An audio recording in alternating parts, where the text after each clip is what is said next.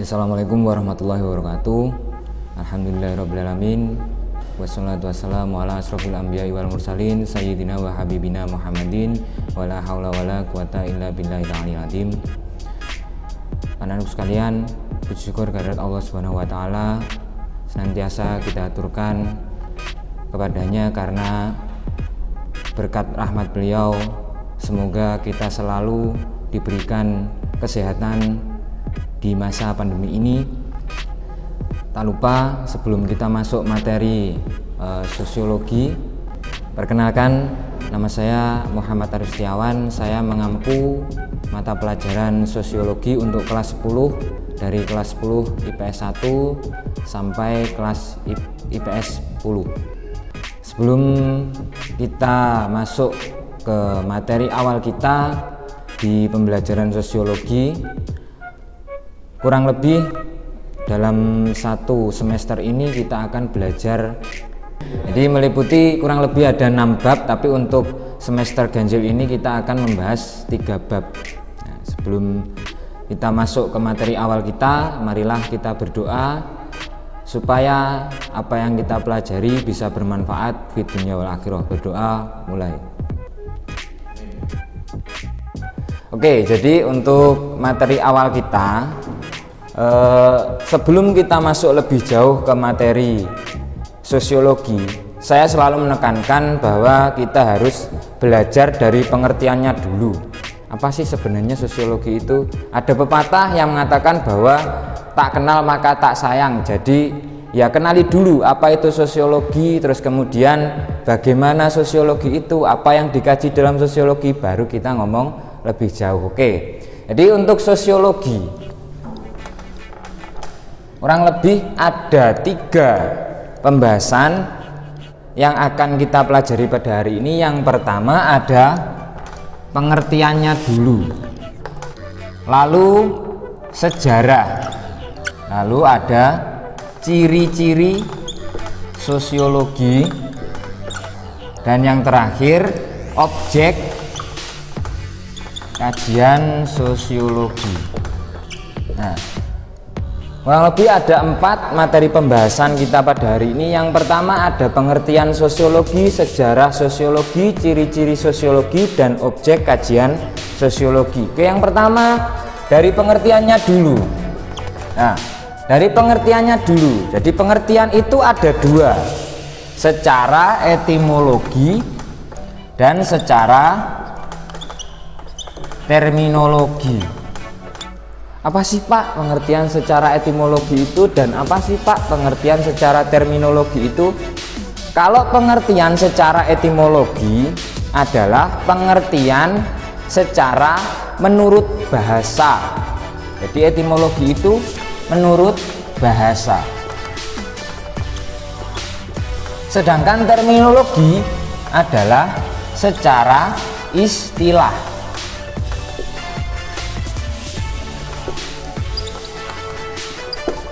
Secara istilah.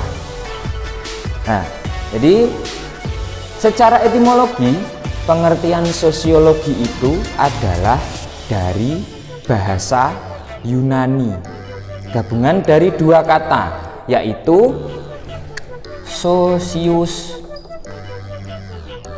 dan logos. Jadi dari segi etimologi pengertian sosiologi itu berasal dari bahasa Yunani, gabungan dari 2 kata, yaitu sosius dan logos.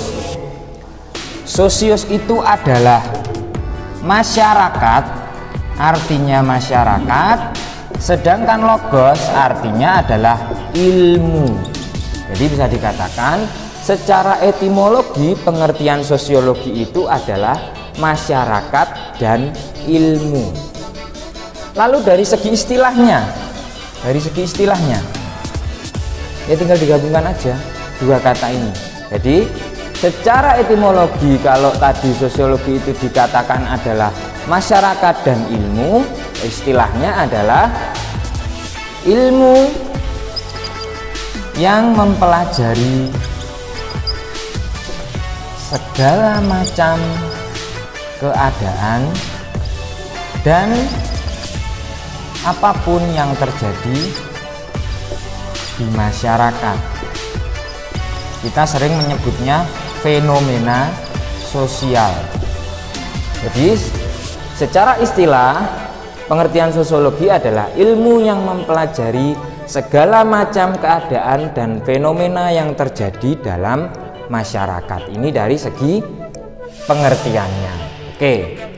Terus bedanya sosiologi dengan ilmu-ilmu yang lain itu bagaimana, Pak?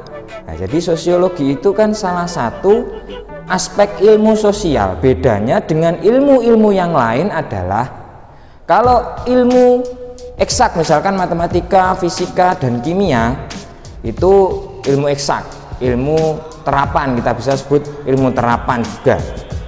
Jadi kalau matematika misalkan ya, matematika itu 1 tambah 1 sama dengan 2, itu pasti 1 tambah 1 pasti 2. Kalau kamu bilang 4, salah. Karena apa? Karena memang pasti 1 tambah 1 itu pasti 2. Tapi kalau sosiologi enggak. Kalau sosiologi itu tidak. Jadi 1 tambah 1 itu bisa jadi 1. Sosiologi itu 1 tambah 1 bisa jadi 1. Sosiologi itu 1 tambah 1 bisa jadi 2, bisa jadi 3. Loh, kok seperti itu, Pak? Gimana? Nah, karena ibaratkan seperti ini. Ibaratkan angka 1 itu adalah ayahmu. Lalu kemudian angka 1 lagi adalah ibumu. Kalau sosiologi, ayahmu dan ibumu itu muncul kamu, maka sama dengan 1. Jadi ayahmu angka 1, ibumu angka 1. 1 tambah 1 sama dengan 1 kalau anaknya 1 muncul kamu. Tapi kalau anaknya 2, 1 tambah 1 sama dengan 2. Kemudian kalau anaknya 3, 1 tambah 1 sama dengan 3. Begitu seterusnya. Lalu kemudian yang membedakan sosiologi dengan ilmu-ilmu yang lain adalah sosiologi itu mempelajari masyarakat. Jadi masyarakat itu sifatnya tidak stagnan, jadi tidak tetap. Masyarakat itu pasti mengalami perkembangan, pasti juga mengalami kemunduran. Tergantung faktor-faktor yang terjadi dalam masyarakat itu.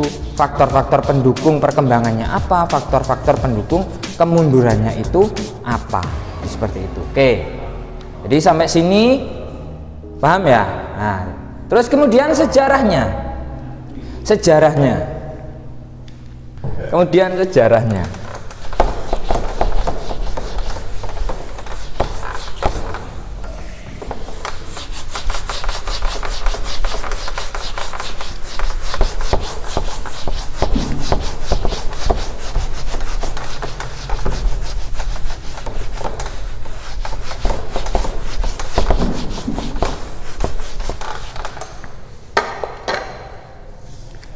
Sejarahnya. Nah, jadi sejarah sosiologi itu muncul pertama kali pada abad 19. Muncul pertama kali pada abad 19. Tokoh-tokohnya siapa? Tokoh yang paling terkenal dalam sosiologi adalah Auguste Comte. Jadi tokoh yang paling terkenal di sosiologi adalah Auguste Comte.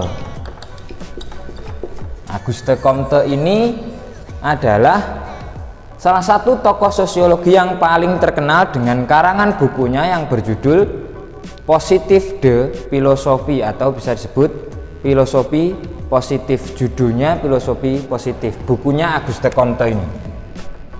Lalu ada Karl Marx, kemudian ada Friedrich Sorokin, lalu ada Max Weber.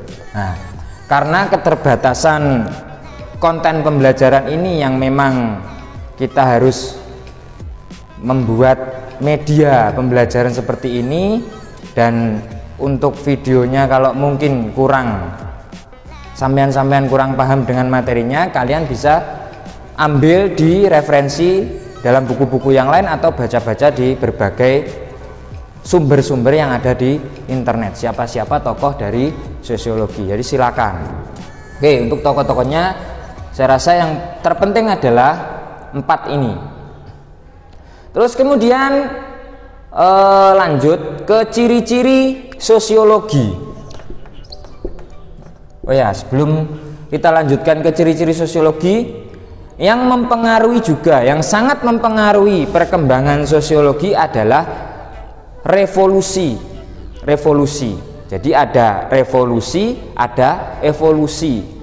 Kalau revolusi itu apa? Nah, revolusi itu adalah perubahan di berbagai aspek dengan waktu yang sangat cepat. Dan waktu yang sangat cepat itu namanya revolusi. Tapi kalau evolusi itu perubahan secara lambat. Jadi bedanya revolusi sama evolusi itu dari masanya. Nah, masanya, waktunya. Revolusi yang mengaruhi perkembangan sosiologi adalah revolusi industri, kemudian ada revolusi Amerika, lalu ada revolusi Perancis. Itu yang mempengaruhi perkembangan sosiologi di dunia, perkembangan masyarakat di dunia dari berbagai aspek, dari sosial, budaya, ekonomi, bahkan pengaruhnya sampai ke negara-negara yang notabene dulu itu, soalnya di negara-negara Asia itu banyak sekali negara yang di bawah jajahan Eropa, makanya sangat terpengaruh dengan revolusi Prancis, dengan revolusi Amerika, dengan revolusi industri. Ini sangat berpengaruh. Oke, terus kemudian ciri-ciri dari sosiologi. Ciri-ciri sosiologi yang pertama bersifat empiris.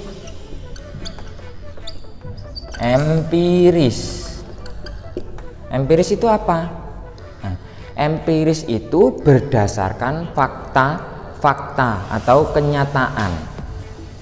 Kalau kamu misalkan melakukan sebuah penelitian, apa yang kamu lihat, apa yang kamu pegang, apa yang kamu rasakan, nah itu kamu tulis.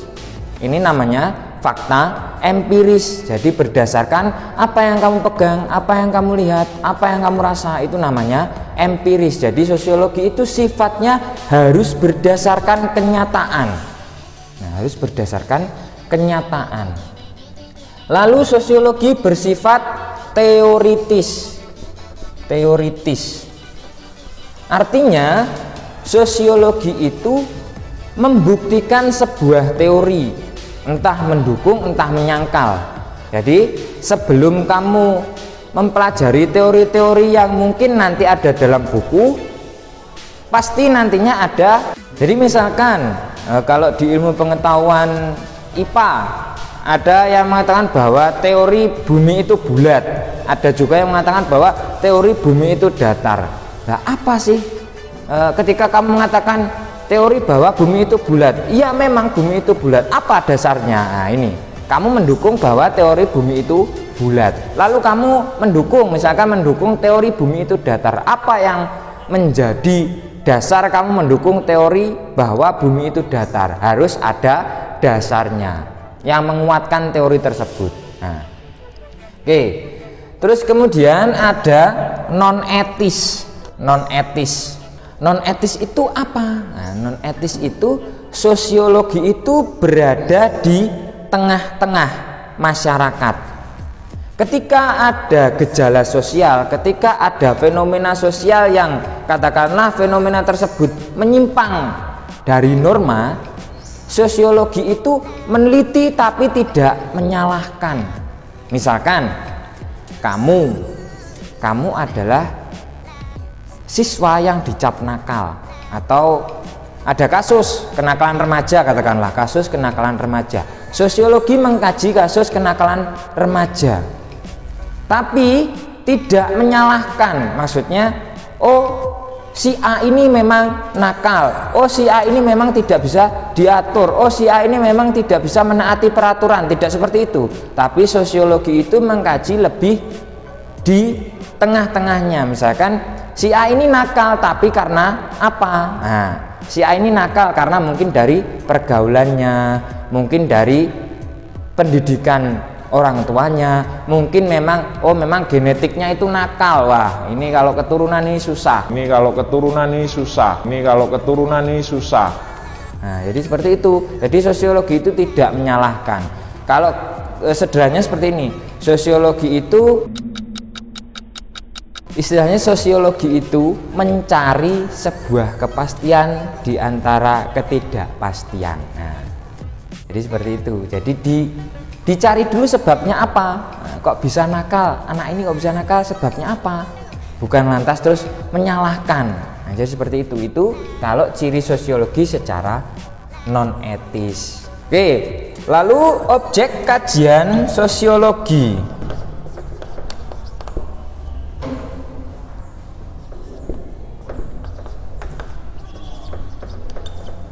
Objek kajian sosiologi. Objek kajian sosiologi itu ada dua. Yang pertama, objek formal, lalu objek material. Objek kajian sosiologi itu ada objek formal dan objek material. Jadi objek formal itu meliputi interaksi, komunikasi, dan relasi. Siapa yang melakukan interaksi, komunikasi, dan relasi ini? Ya masyarakat itu sendiri. Jadi objek kajian sosiologi itu objek formalnya meliputi ada interaksi, komunikasi, dan relasi. Interaksi itu salah satu syarat terjadinya komunikasi. Interaksi merupakan hubungan timbal balik antar manusia atau antar individu dengan individu yang lain, atau individu dengan kelompok maupun kelompok dengan individu atau kelompok dengan kelompok. Ini namanya interaksi. Kemudian komunikasi. Komunikasi itu ada dua, komunikasi langsung dan komunikasi tidak langsung. Komunikasi langsung contohnya seperti bertatap muka. Kalau komunikasi kita seperti ini namanya komunikasi tidak langsung karena menggunakan media atau alat bantu.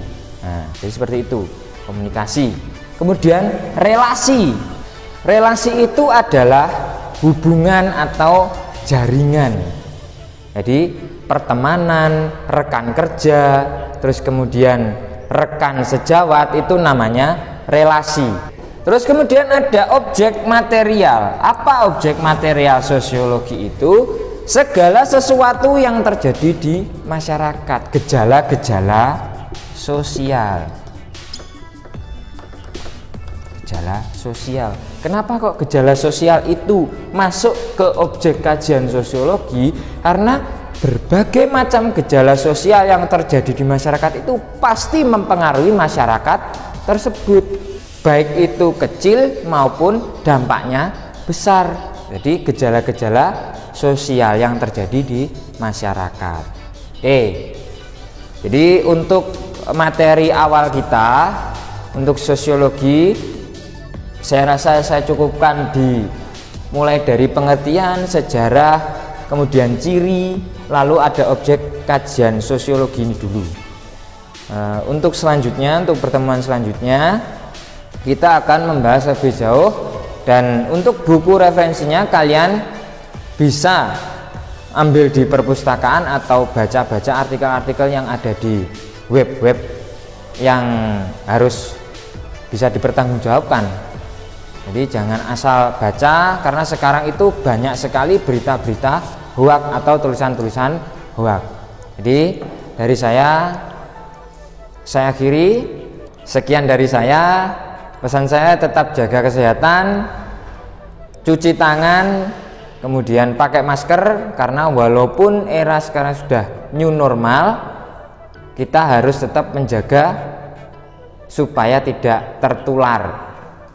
Dari saya cukup sekian, ada kurang lebihnya saya mohon maaf. Semoga apa yang kita pelajari hari ini bisa bermanfaat. Saya akhiri, wallahu muwaffiq ila aqwamit thoriq. Assalamualaikum warahmatullahi wabarakatuh.